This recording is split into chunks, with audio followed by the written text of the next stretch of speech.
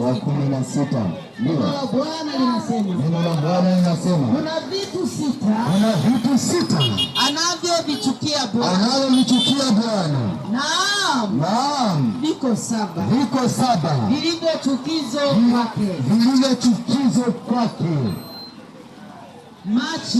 Macho ya kiburi. Amen. Tumeshuhudia.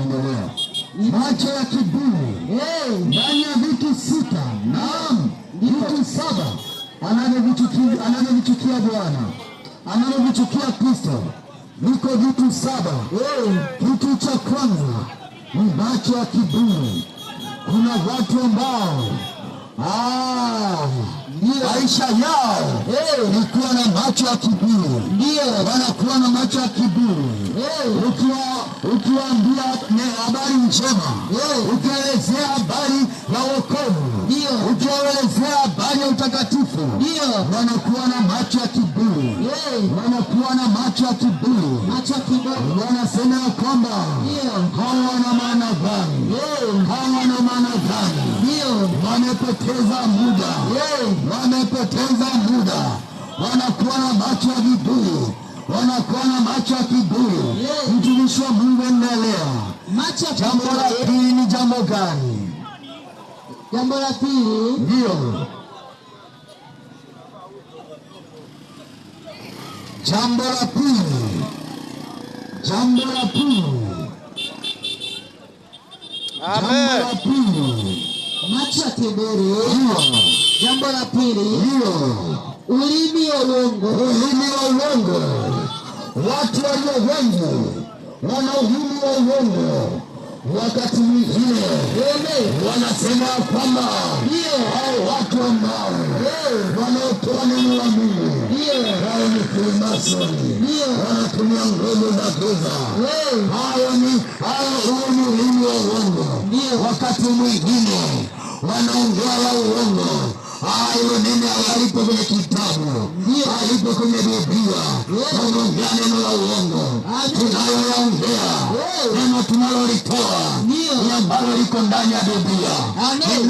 Ni ambalo liko ndani ya Biblia, ambalo ni pumzi ya Mungu, ambalo limetamkwa, ambalo watu wa Bwana, watumishi wa Mungu ili walizungumzie, wasimamie katika neno hilo, ya kwamba wewe mwenye ulimi wa uongo, wewe mwenye ulimi wa uongo haufai katika ufalme wa Mungu, haufai katika ufalme wa Mungu.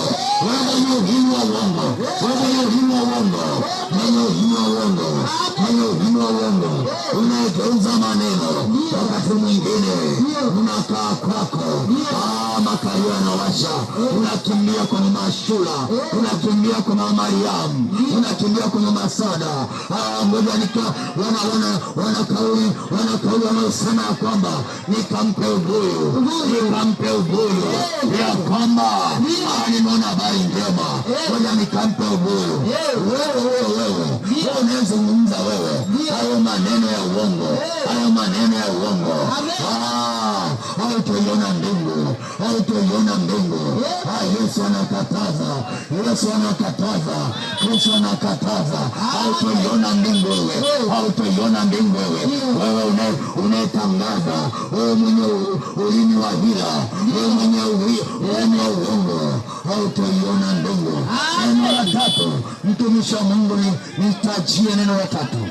Mikono imwagayo damu. Mikono imwagayo damu. Isiyo na hatia.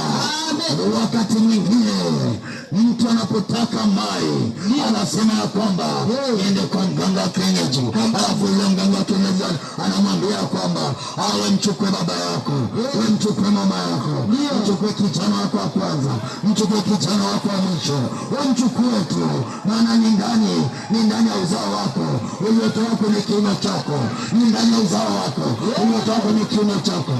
Nikwambie wewe, unamwaga damu, mikono yako inadhira, unamwaga damu, hautoiona mbingu, hautoiona mbingu, hautoiona mbingu.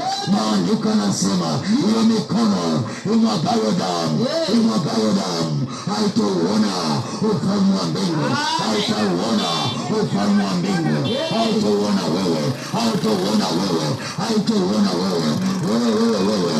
Ile mikono hiyo, ile mikono hiyo, ile mikono ya mwanadamu, ile mikono ya mwanadamu, hautauona ufalme wa mbingu, wala hautauona, wala hautauona. Na ndio maana unajikuta ya kwamba babu aliua. Ndio maana na wewe unapitia dhambi zile ambazo babu aliua, na maisha yako yanakuwa ni magumu. Ndio maana unashindwa kumwendea mtumishi wa Mungu, unakimbia kwa waganga wa kienyeji. Unakimbia kwa wale watumishi wa miujiza. Pokea makontena, pokea makontena, pokea fedha wewe, pokea fedha wewe. Fedha na kuzuia, unadanganywa. Amen. Amen. Amen, amen. Amina. Unadanganywa. Nisomele ile jambo la 4. Moyo uwazayo mawazo mabaya. Moyo uwazayo mawazo mabaya. Wewe ambaye moyo wako unawaza mambo mabaya, ndio unawaza mambo mabaya, hakuna amani ndani yako, hakuna amani, hakuna furaha ndani yako, ndio hakuna tabasamu ndani yako. Kuna mtu akanambia, ndio tumishi wa Mungu, toka nimepata kazi mimi sina amani. Hana amani. Sina amani. Ili hali ana kazi. Nikamwambia, ndio, unawaza mambo gani wewe? Akasema mimi nawaza mambo makubwa. Ninawaza mambo makubwa. Ninawaza mambo makubwa. Nikamwambia, punguza mawazo. Punguza kina cha mawazo. Wakati mwingine ukiwa ndani umelala, punguza mawazo.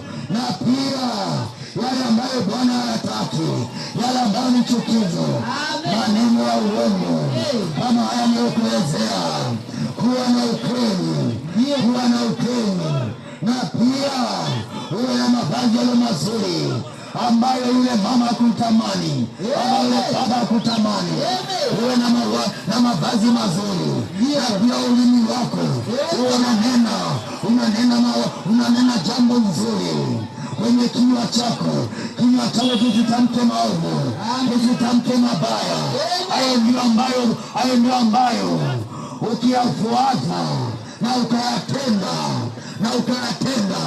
utakuwa na amani, utakuwa na amani.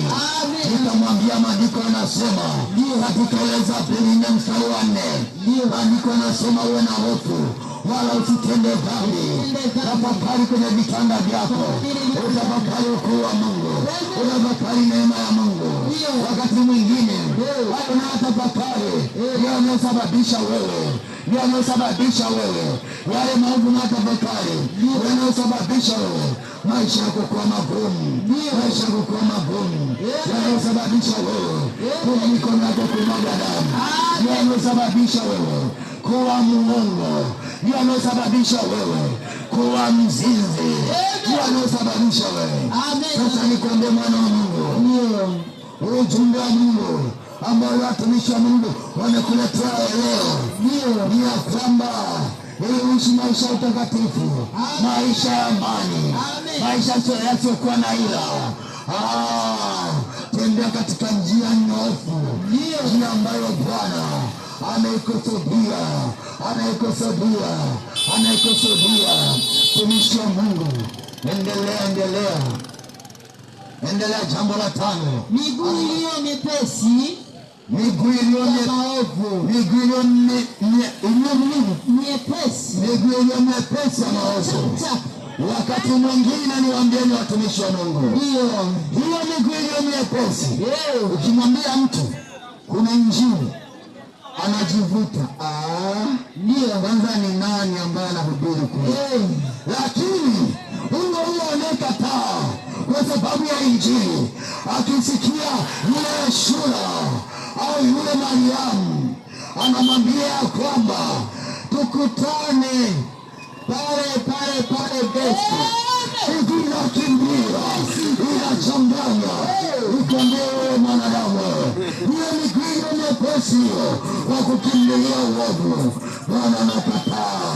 hautauona ufalme wa Mungu, hautauona ufalme wa Mungu.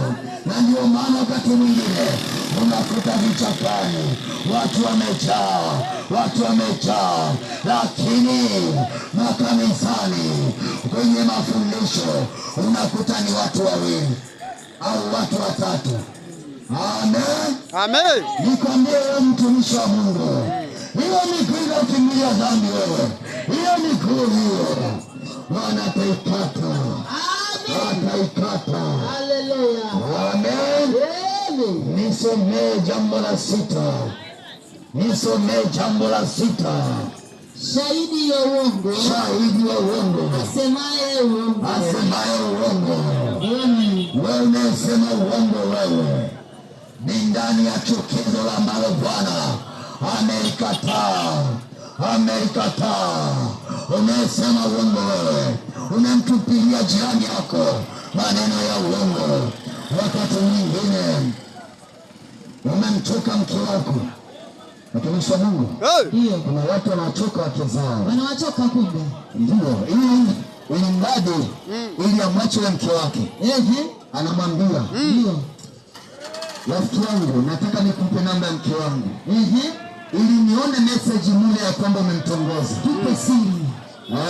Nikituma ile message nimfukuze arudi kwao ni mwingine. Anatengeneza. Ndio. Wanatengeneza mifumo wenye mradi wa achane. Wamempata mama. Sasa nikwambie wewe unayefanya hivyo wewe, Bwana anakataa. Amen. Bwana anakataa. Yesu anakataa. Hautamuona Yesu katika maisha yako. Ndio maana maisha yako yatakuwa ni hatari. Maisha yako wewe yatakuwa ni hatari. Kuna mtu mmoja akafanya hivyo. Baadaye nikamwambia umefanya kosa. Kumfanyia mwenzako hivyo umefanya kosa. Maana siku na yeye akikufumania sio utafanyeje? Lakini nilipochunguza maana yake na yeye ndio mifumo yake. Kama namfanyia mwenzake hivyo, maana yake na yeye misingi ya uovu anayo. Amen. Misingi mibovu ya uovu na yeye anayo. Sasa wewe ambaye uko hivyo wewe, nikwambie, unatangaza uongo kwa ajili ya mwenzako, kwa ajili ya kuachana. Nikwambie wewe, hautauona ufalme wa Mungu. Maana ufalme wa Mungu unahitaji watakatifu, unahitaji wanyenyekevu, unawahitaji wale wanyenyekevu. Amen. Jambo la 7, Biblia inaniambia kuna mambo 7. Niambie, apandaye mbegu za fitina kati ya ndugu na ndugu. Amen. Wewe unayepanda mbegu za fitina kati ya ndugu na ndugu, ili mradi yule mjomba tajiri akuelewe wewe, ili mradi yule shangazi ambaye ni tajiri akujue wewe, akuelewe wewe, unamtupia maneno ya uongo ya kwamba yule mjomba ni mbaya, amekusema 1, 2, 3, ili yule mjomba ambaye anashekeli akupende wewe. Nikwambia wewe, ukiona ufalme wa Mungu, uko kwa wale ambao hawana maneno ya uongo. Uko kwa wale ambao anampenda ndugu yake, anampenda Mungu na pia anapenda ndugu zake. Ana upendo mkubwa kwa ndugu zake, ana upendo mkubwa kwa ndugu. Nikwambie wewe, rekebisha njia zako. Haya mambo ambayo watumishi wa Mungu walioyaongea wewe siku ya leo, fanya mabadiliko. Utamuona Mungu kwa viwango vikubwa, hadi utashangaa, na Kristo atakushangaza katika maisha yako. Sio mpaka uende kwa mganga wa kienyeji anakupoteza, anakuingiza kwenye mfumo tu. Amen.